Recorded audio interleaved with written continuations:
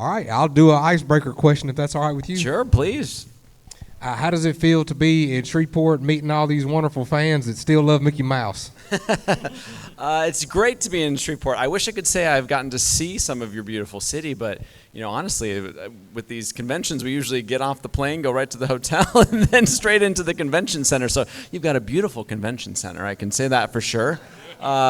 But I can definitely tell that you're a loving and welcoming community because everyone I've met so far has been wonderful. So thank you for that. And yeah, it never gets old being able to talk about Mickey, about my career with Mickey, and to share in the fandom that I know so many people share with me. So that's always great. One of the best parts about these conventions is getting to do that, and this convention has been just the same. So thank you. Yeah. But I love answering questions, so I'm excited if you guys have some to start shooting them off, and we'll see if we can have a good time together. That's what I like to see. They were ready. Initiative. What is a Mickey project that you would either like them to do or bring back and continue? Oh, that's a really good question. There's been a lot of talk. People always ask, is there ever going to be a Mickey movie? And, there's no Mickey movies that I'm aware of on the radar right now, but there's a lot of stuff that happens with Mickey. There's a lot of people making decisions and pitching projects behind the scenes, and I usually am a part of that process later on in the timeline. So, for all I know, there could be stuff in the works that I'm unaware of. But I would love to see a Mickey movie. It'd be fun to be a part of that. A movie like The Three Musketeers or a featurette like Prince and the Pauper. Those were both projects that were done before I ever stepped behind the microphone, but I've admired them for so long. I'd love to do something along those lines. I think that'd be fun. Good question. I had a question. Can you tell us anything about Kingdom Hearts 4, if you're going to be involved in that in any way? No, okay. No, different question then. Truthfully, I have nothing to share about Kingdom Hearts 4. I've told a couple of people who have come up to the table. I actually learned about Kingdom Hearts 4 from fans like you who came up to get an autograph, and they said, "Hey, that trailer looks great." And I said, "What trailer?" All right, well, thank you. So it's another example of being brought in very last minute. Sorry, did you have another question? I didn't mean to cut you off. I was just going to say, what was it like taking over for Kingdom Hearts, Dream Distance, and 3 and all that? I know they had the other voice actor. Yeah, so I came in after Wayne Allwine, who had been doing the voice for 32 years, and as such, he worked on Kingdom Hearts 1 and 2. And then I came in with Birth by Sleep and Dream Drop Distance before 3.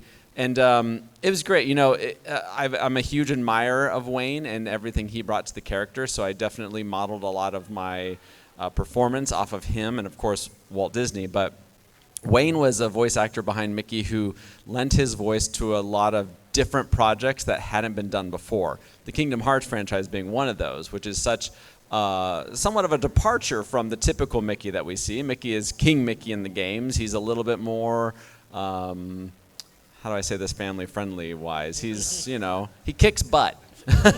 He's a fighter. He's having fun, and so that was really interesting dynamic to step into. And the way those games are made is something that's a totally different process than what we're used to. When you see a TV show, we record all the voices before any animation is ever done. So we get the script, we read all the lines, and then they go and draw all the pictures and animate to it.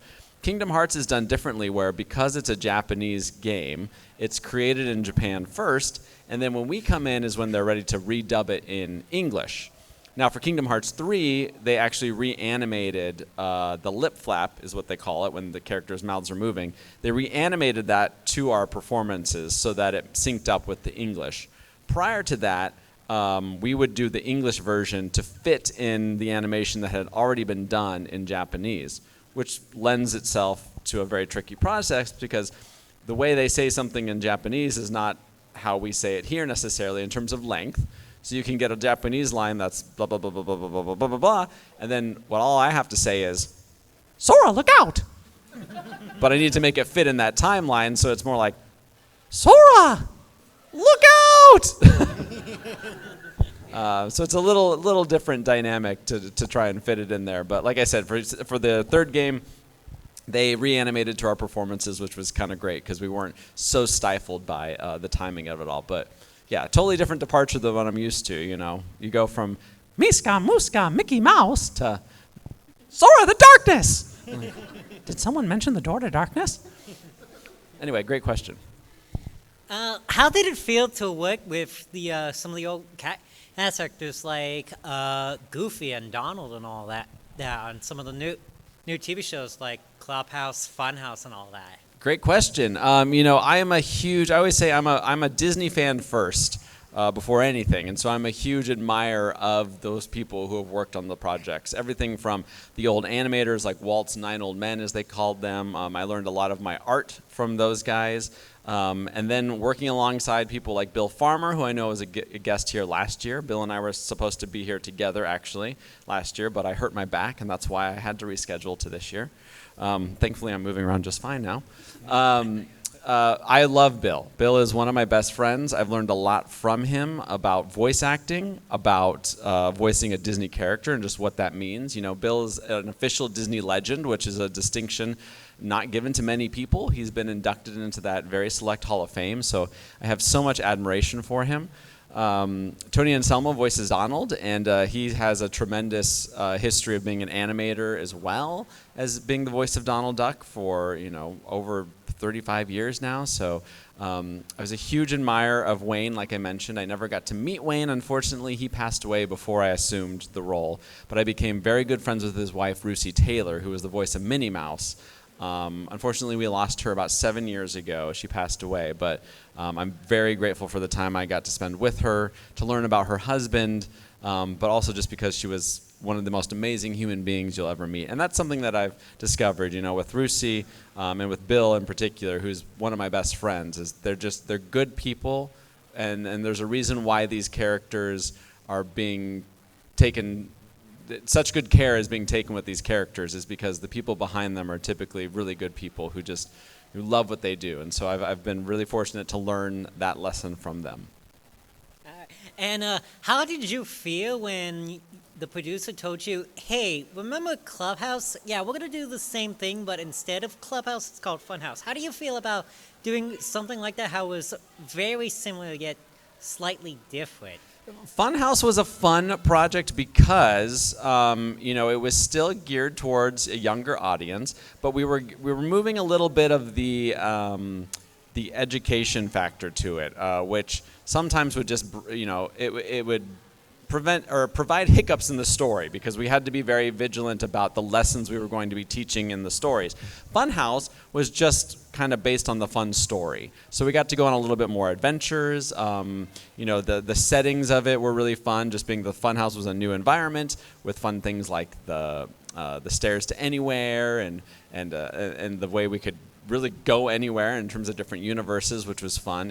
And the producers and the director made a point to say, this isn't so much about Mickey talking to the audience and teaching a lesson. This is just about Mickey having fun, which gave me some freedom to just, the very first episode of that, we were messing around with Farfus the dragon, and Mickey's, dressed as a knight and fighting a dragon. So a lot of fun. But on the other hand, it was really exciting to come back to the Mickey Mouse Clubhouse universe when we started working on Mickey Mouse Clubhouse Plus, which is just as of a month ago premiered. And admittedly, when I first heard we were bringing that show back, I thought, okay, well, been there, done that. But when we started working on it, it was almost like going back to your old school or going back to your childhood home. Like, it was very familiar and very warm and fuzzy, actually, to work on it and to do that opening again. Hey, everybody, you want to come inside my clubhouse? Well, all right. Was really fun, and I was happy to go back there and sing the Mouseketeer song again. And, oh, toodles! People love it, and so you can't help but have fun doing it. Thank you for the question. Hi. Hi. Do you have a memory that has been really stuck in your heart, or a day or a project that's been extra important to you? I've had several, actually. I've been voicing Mickey for 16 years now, and like I mentioned, being the Disney fan, there's a lot of things that have happened to me, or a lot of experiences I've had in this role that I can't help but tie back to old childhood memories and kind of really relish in the nostalgia of it and the full circle moments. One of those in particular is I got to work on the show Fantasmic, which is a nighttime spectacular show at Disneyland and at Hollywood Studios. And I grew up loving that show, so much so that I would play the soundtrack at home and put on my own Fantasmic performances with garden hoses and bottle rockets, and it's actually where I think I probably learned to do Mickey's voice by listening to that show so many times. So, you know, fast forward many, many years, but this was a few years ago, I was asked to come into the studio to record Fantasmic, which I assumed was going to be for a park somewhere else in the world. Turns out it was for Disneyland. We were updating it, and as such had to add some new lines. And so it really didn't hit me until I was watching that show at Disneyland, and I heard Mickey's voice come over the speakers, and I thought about myself being 7 years old watching that show when it premiered and how much I loved it. And I could not believe that, you know, 30 years later, I was watching the show and I got to be a part of it. That's kind of when the gravity of, you know, dreams coming true really hit me. And I'd be lying if I didn't admit that I cried. I cried a whole lot in that moment because it was very impactful. So, but I've been so fortunate to have so many moments like that where maybe it's meeting somebody that I've long admired, or I've gotten to go to a place that's really special. I got to meet Walt Disney's granddaughter, and I've gotten to know her over the years. And, you know, I've gotten to meet people who worked with Walt, like Bob Gurr, and it's just incredible to be able to make something that I've just been a fan of be a part of my life and become so tangible and real. It's very special, and I feel very fortunate, and I don't think it'll ever be lost on me. I'm very grateful.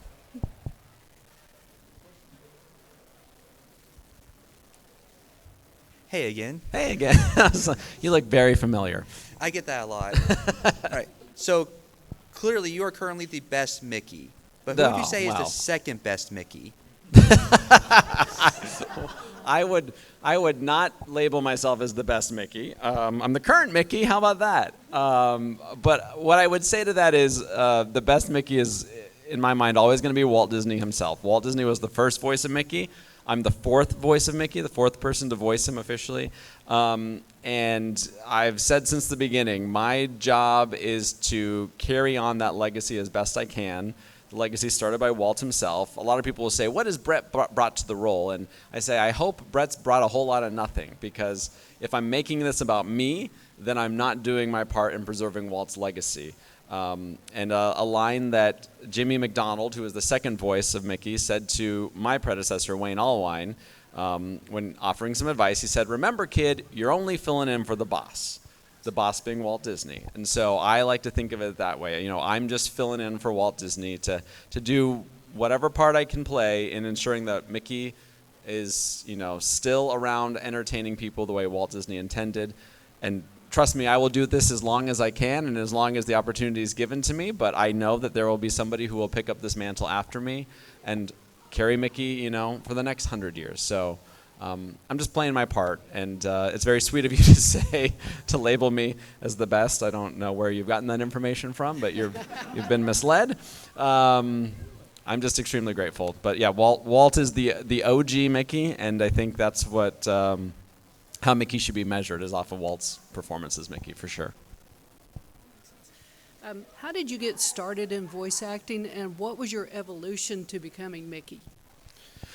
Well, I got started in voiceover. You know, people will tell you have to work really hard and you have to, you know, take scraps and kind of just take whatever opportunities you can get. So my very first opportunity in voiceover was voicing Mickey Mouse, a little unknown character, but I thought, what the heck?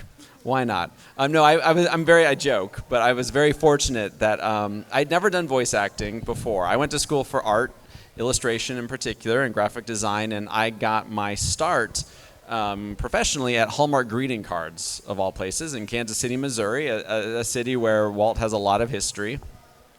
I was fulfilling the dream of being a professional artist, a dream that started when I was very young. But I actually, when I first wanted to become an artist, I wanted to be a Disney artist from the get-go. I learned to draw by drawing Mickey. I was fascinated by Walt Disney and his story, and so I kind of modeled a lot of the art schools I chose and the experiences I was pursuing based on that dream. I was very happy when I got my job at Hallmark, but out of the blue, after working there for 5 years, I got an email from a friend of mine who works at the company. She works up at Pixar, and they were holding auditions within the company to see if somebody could understudy Wayne Allwine, to eventually become the voice. And she knew I did a Mickey impression. At least she knew I could say, "Oh boy," and that was it. And so she sent me the info and she says, "You got to try out for this." And I said, "I want to try out for this because I think it'll be a really cool story to tell at dinner parties, to be like, hey, I auditioned to be Mickey." And I thought that'd be the end of the story. But I got a call back, and then I started working on a couple of projects on a trial basis, and eventually they sat me down and offered me the job, to be the voice of Mickey. Unfortunately, it wasn't an understudy position at that point because Wayne had passed away. And so I really kind of got thrown in, trial by fire for sure. Thankfully for me, that's the best way to learn. I'm very hands-on. I'm somewhat impatient when it comes to learning new skills. I'd rather just dive in and make some mistakes and figure it out. And that's essentially how my career started. I just dove in, recorded a parade for Animal Kingdom, and then the next week I was recording an ice show, and then the next week I was recording a toy, and then on and on and on and on, and then eventually Mickey Mouse Clubhouse seasons 4 and 5. So yeah, it's been a lot of learning on the job. I've learned a lot about voiceover since starting in the business, and I admire so many of my colleagues who have, they're prolific. Someone like Jim Cummings, who voices Winnie the Pooh and Tigger and Pete. And the list goes on and on and on, or Bill Farmer, the voice of Goofy and Pluto, and etc. I'm very fortunate in that Mickey works so often, and the demand for Mickey is such that I really don't have time to pursue other voices. That's another question I get asked a lot.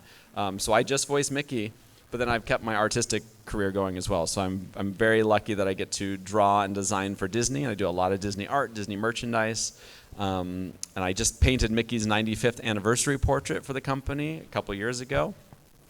So yeah, I jokingly say I tripped and fell into voiceover, and I'm still here. Thank you. This is a bit of an ironic question considering what you just said, but how's your Donald Duck voice? It's not very good. I mean, better than what I can do. I can't make any words out of it. And I'm sure Tony would say that's not even a good Donald sound. So in an alternate universe where so who would you be voicing if not for Mickey, do you think? I get asked that a lot, and I really can't. No character comes to mind, and I think it's because I know all the actors behind these characters so well that I'm like, I would feel offensive to even suggest I want to do, I'll say Goofy for an example. Like, I would never say that because Bill's Goofy. I'm not going to do Goofy. There was a minute where I almost thought I would audition for Jiminy Cricket, but I didn't. That could have been fun. I did recently audition to be one of the taxidermied heads in the Country Bear Jamboree because I love that show. Did not get that role. So my answer for this question is I would love to be in the Star Wars universe. I'm a Star Wars geek, so any character, I would jokingly say Ahsoka Tano because Ashley Eckstein is one of my best friends, but she's not here for that joke to really land. So. Yeah. One last question just kind of popped in my head a second ago. What's your thoughts on the Walt Disney animatronic at Disneyland that broke down?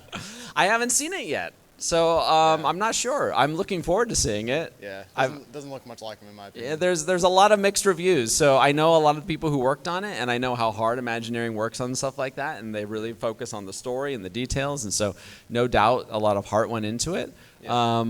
And yeah, I've heard a lot of people who say, you got to be there to enjoy it. So I'm looking forward to seeing it eventually because I think it's pretty impressive. Yeah. The animatronic technology, at least, just seems very, very fluid and impressive. So, yeah. Good talk to you. That was my political answer. Hi. So you mentioned you got your start in illustration and stuff, and I was wondering about how it was like you mentioned already kind of how that transition was, but I was wondering how it was just getting from Hallmark to doing like Disney and stuff and just getting to Hallmark in the first place. Sure. So I went to Ringling College of Art and Design. It's a 4-year design degree, Bachelor of Fine Arts degree, and my focus was illustration. with an emphasis on traditional animation. I really wanted to go into that. That business kind of tanked while I was in school, so I shifted focus very quickly to environmental design and theme parks. And the Hallmark thing came about only because Hallmark decided to come down and specifically recruit for a new crop of artists to start working on what they called their cutes line. So fuzzy bunnies and holiday cards. But it was kind of an art form that was, the people who had kind of manifested it for so long were starting to retire, and so they were looking for some new talent to come up. So I just saw it as an opportunity, and it wasn't necessarily something that was on my radar. I can't say that I dreamed of illustrating Hallmark greeting cards, but the artists who came down were loving, warm people who I just fell in love with and actually am friends with to this day. And I just saw it as an opportunity, and their joy was kind of infectious, and I thought if they're loving this job so much, then maybe I would, and so I pursued that for a bit. And it was a wonderful time. What I thought was going to be a very specific job working on painting bunnies turned into opportunities to do all kinds of stuff for the company. I designed Hallmark keepsake ornaments. I helped with a whole campaign centered around fundraising with charities. I helped with the company's plans for their 100th anniversary. So I think Hallmark taught me very early on out of school that taking any and all opportunities was never a bad thing, because you never knew what it was going to lead to. So I think that's the lesson I learned most from Hallmark. And then, was reminded of once again when the Mickey audition did come. Again, something I didn't anticipate or necessarily plan on pursuing, but I saw it as a chance to do something crazy. And what's life if not taking crazy chances and making it an adventure, right? Yeah. Right. Thank you. Thank you. Hello, you were from Ringling in Florida? Yeah, Sarasota, Florida. We had a group of people from there that were part of a studio here called Moonbot a few years ago. Okay. You may be familiar with that. I've heard of it, for sure. People, but yeah, that was here in Shreveport. Oh, wow. I don't know if you had any connections to any of those guys. Not that I'm aware of specifically, but I wouldn't be surprised. I've actually done a really bad job at keeping in touch with alumni. I was just asked to be the commencement speaker at Ringling's graduation, for this last year. So, and I was kind of reconnected with that whole team and seeing how far-reaching Ringling's talent has gone. So I can't think of anyone off the top of my head that I would know that worked there, but I wouldn't be surprised, actually, if I did know somebody. Yeah, the William Joyce group. Brandon Oldenburg is in Dallas now, and he's doing a lot of stuff. Oh, that's awesome. Yeah. Very cool. Guys, he's got time for probably at least 2 more questions. So this is the part of the show where I have to start dancing on the table, huh? To keep their attention. No, we don't normally have to go that far. There's always one or two out there that's been thinking about it. You know how to entice them. For sure. Hey, what is your favorite Disney movie? Oh, Lord. Let's see.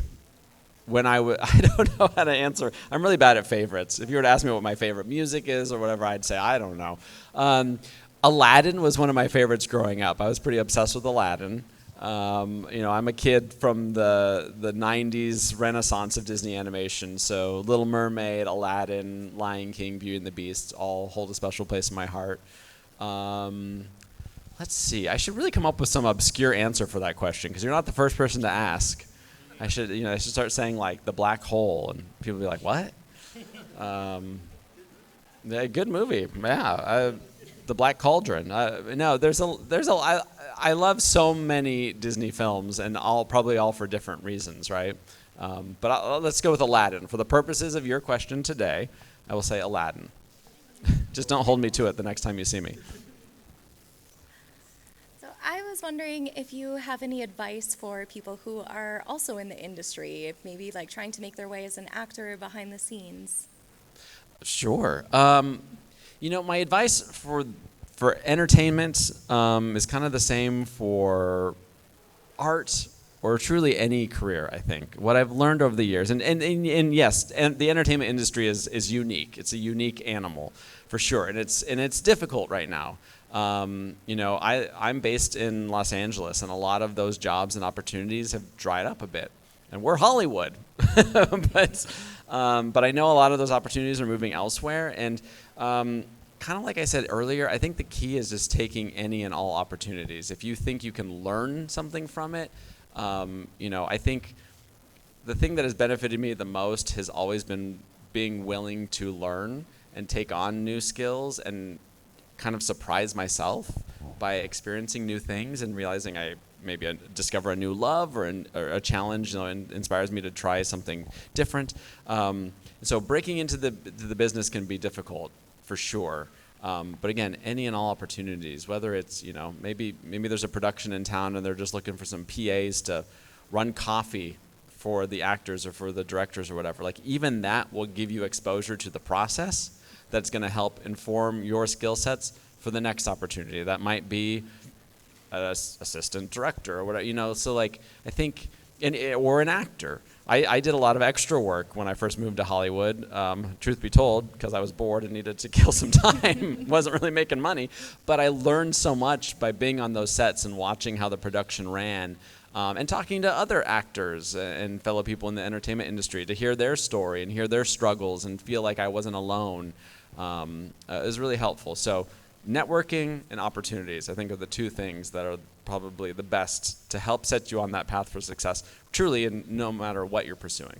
But I hope that's helpful. It is, thank you. Yeah. Hi again. Hi again. So in the similar vein of what's your favorite movie, I was wondering if you had any because we had briefly mentioned talking about video games when I visited your booth, and I was wondering if you had any experiences doing those video games that were interesting, or which one was your favorite to work on?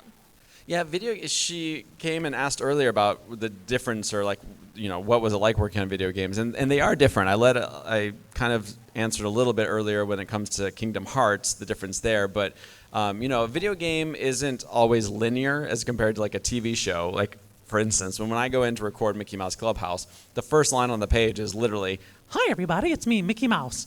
I don't record that every time, but it's there. And then, the first line is like, "Welcome to the clubhouse. Today we're going to go do XYZ."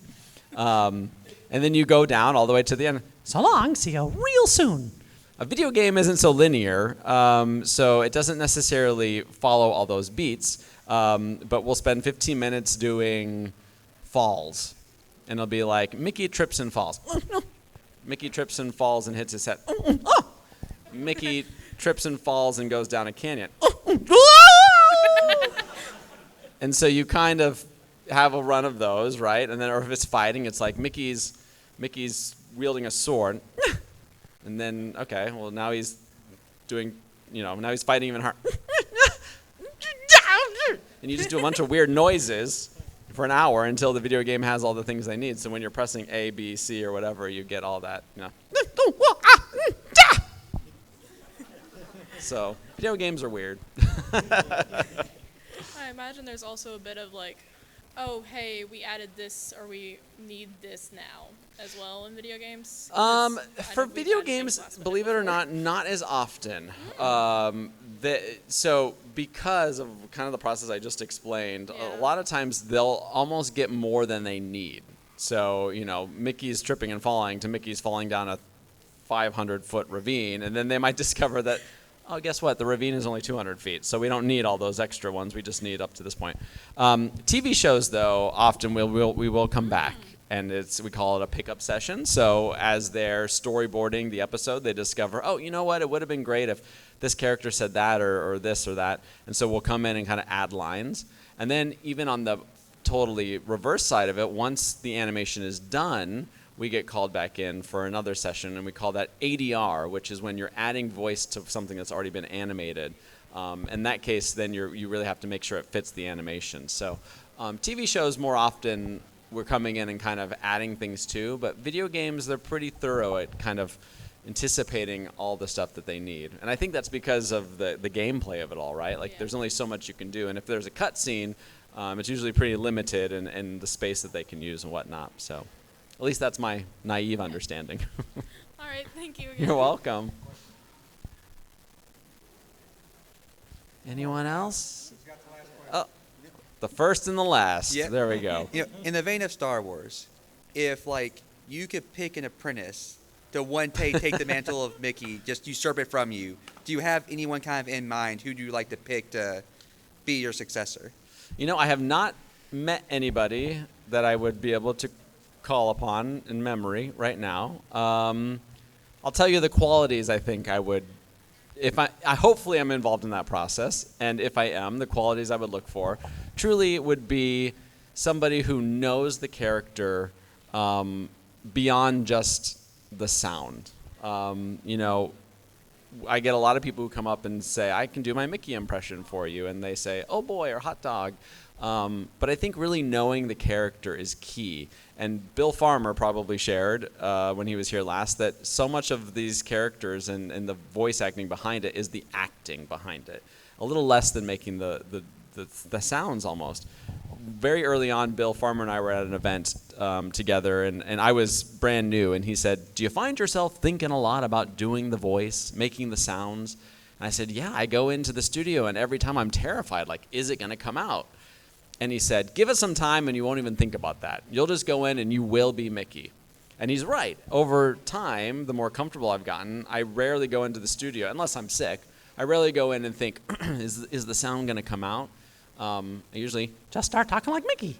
But that's because I've become so familiar with the character. It almost you almost mind meld. And so I think whoever picks up the mantle for any of these characters needs to be able to perform the sound, but more importantly needs to know the character.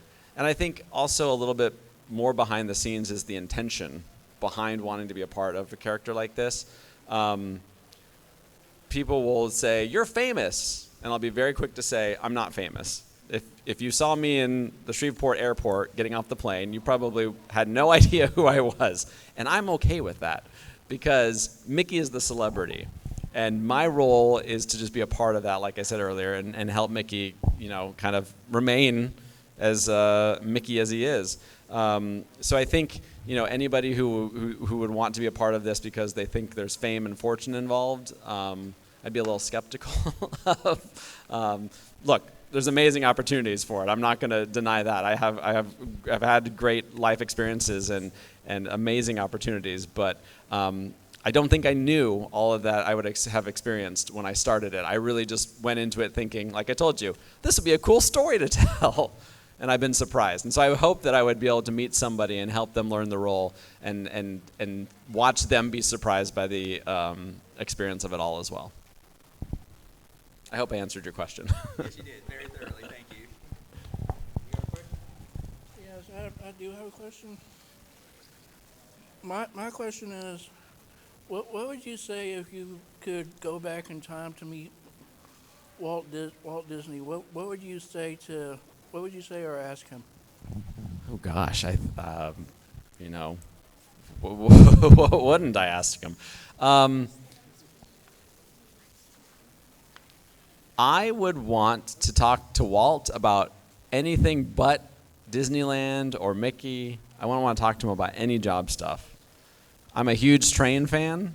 I have a steam locomotive myself. Walt was a huge train fan, and I just want to talk shop to him about trains. Yeah. All right, thank you, everyone.